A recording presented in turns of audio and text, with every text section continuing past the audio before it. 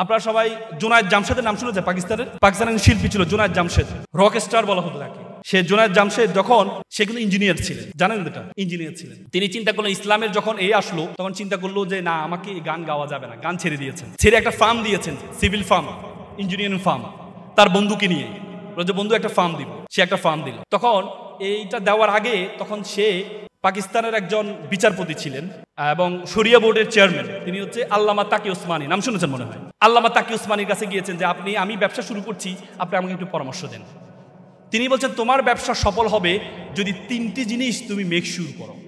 কয়টি জিনিস? 3টি জিনিস। একটি হচ্ছে তুমি কখনো তোমার সহপাঠী যাকে নিয়ে তুমি ব্যবসা শুরু করছে তার কখনো পরনিন্দা করবা না, তার পিছনে কখনো নিন্দা করবা না।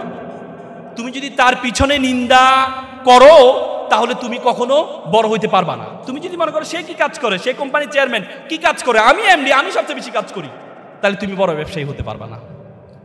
দ্বিতীয়টি হচ্ছে তুমি নিজের জন্য যেটি পছন্দ করো, তুমি তোমার সহপাঠীর জন্য সেম জিনিস তুমি পছন্দ করবা। নিজের জন্য যেটা পছন্দ করো, তুমি যদি মাম পানি পছন্দ করো, তোমার সহপাঠীর জন্য, তোমার যে কলিগ আছে, তোমার যে পার্টনার আছে, তার জন্য মাম দিয়ে পছন্দ করবা। তৃতীয় পরামর্শ হচ্ছে তুমি তোমার যে ব্যবসায় যে লাভবান হবা, যে প্রফিট তুমি গ্রহণ করবা, সেই প্রফিটের একটি অংশ আল্লাহর জন্য ডাইরেক্টরশিপ রাখবা। তোমার যদি ডিরেক্টর 2 জন হয় তাহলে 3য় নম্বর ডিরেক্টর হবে আল্লাহ তাআলা। তার মানে কি আল্লাহকে টাকা দিতে হবে? না। আল্লাহ কি টাকা নিজে গ্রহণ করে? না। গরিব দুঃখীর জন্য আল্লাহ বলছে উখরিজাতি লিন্নাস, আমি তোমাকে মানুষের কল্যাণের জন্য সৃষ্টি করেছি। কুনতুম খায়রা উম্মাত উখরিজাতি লিন্নাস, আমি তোমাকে মানুষের কল্যাণের জন্য সৃষ্টি করেছি।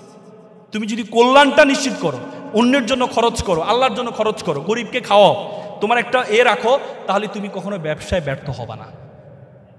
তার মানে এই 3টি জিনিস যদি তুমি মেক শিওর করতে পারো তাহলে তুমি কখনো কি হবা না? ব্যর্থ হবা না।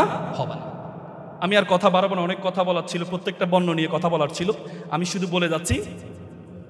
এনতে হচ্ছে নেগেটিভ অ্যাপ্রোচ থাকা যাবে না, নেগেটিভ অ্যাপ্রোচ থাকা যাবে না। তারপর এস, লাস্টে 2টি এস আছে। একটা এস ফর সফট স্কিল, আপনাকে দক্ষতা অর্জন করতে হবে। আপনাকে এমন একটা দক্ষতা অর্জন করতে হবে যে দক্ষতারা 10 জন থেকে আপনাকে পার্থক্য করে দিবে, এমন একটি দক্ষতা আপনাকে অর্জন করতে হবে। আপনার সহপাঠী 10 জন, আপনি এমন একটা দক্ষতা আপনার আছে যে 10 জনের তো দক্ষতাটা নেই, তাহলে আপনি বড় হতে পারবেন। Soft skill, communication skill, speaking skill. বলতে পৃথিবীতে যত স্কিল আছে, speaking is the most final skill all over the skill. যত স্কিল আছে তার থেকে সবচেয়ে বড় স্কিল হচ্ছে কি? Speaking skill. নতুন মানুষের সাথে পরিচয় হওয়া। যত বেশি মানুষের সাথে পরিচিত পারবেন, যত বেশি মানুষের সাথে পরিচয় হবেন, সুন্দর কথা অ্যাপ্রোচ জানবেন, আপনি তত বেশি ভালো করতে পারবেন। কম্পিউটার স্কিল, আপনার ইঞ্জিনিয়ার, এটা তো আপনাদের জানাই আছে। আইটি স্কিল, এআই স্কিল, যতই দক্ষতা আছে সফট স্কিলগুলো আপনারা মেক শিওর করবেন। সর্বশেষ যে এসটি আছে সেটা হচ্ছে SWOT analysis. S for strength, W for weakness, O for opportunity, T for threat. এর 4টি অ্যানালাইসিস করবেন যে কোনো কাজ শুরু করার আগে। আমি সর্বশেষ হার্ভার্ড ইউনিভার্সিটি একটা গবেষণা হয়েছে, প্রায় 1500 জন নিয়ে তারা একটা গবেষণা করেছে। 1500 জনের মধ্যে 1300 জন তারা জিজ্ঞেস করছে তুমি কি চাকরি করো টাকার জন্য নাকি ভালো লাগে এই জন্য করো। তার মধ্যে 1300 জন বলেছে আমি টাকার জন্য চাকরি করি, আর 200 জন বলেছে আমার ভালো লাগে এই জন্য কাজ করি। পরে দেখা গেছে 20 বছর পর সফলতার হার দেখেছে, তারা দেখেছে সবচেয়ে বেশি সফল হয়েছে যারা বলেছে আমি প্যাশনেট হয়ে কাজ করি, আমার ভালো লাগে এই জন্য কাজ করি, তাদের সফলতা পায় তাদের চেয়ে পায় 20 গুণ বেশি। এই জন্য আপনি যে কাজটা করবেন প্যাশনেট হয়ে করবেন, ভালো লাগে। 3 ক্যাটাগরিজ মানুষ আছে আমাদের পৃথিবীতে, একটা হচ্ছে ট্যুরিস্ট, একটা হচ্ছে প্রিজনাল মেন্টালিটি, একটা হচ্ছে ট্যুরিস্ট মেন্টালিটি, আর একটা হচ্ছে প্যাশনেট মেন্টালিটি।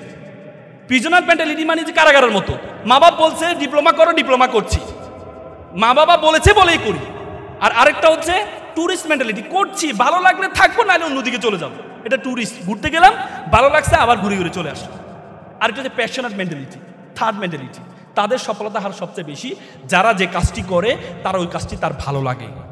জাপানে একটা বই আছে কাইজান, লারা হার্ভে বইটা লিখেছেন।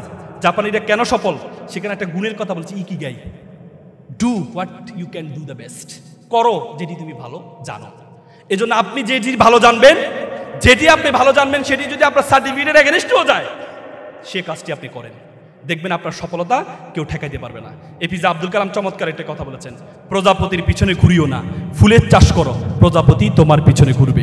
সকলে ভালো থাকবেন, সুস্থ থাকবেন। আসসালামু আলাইকুম।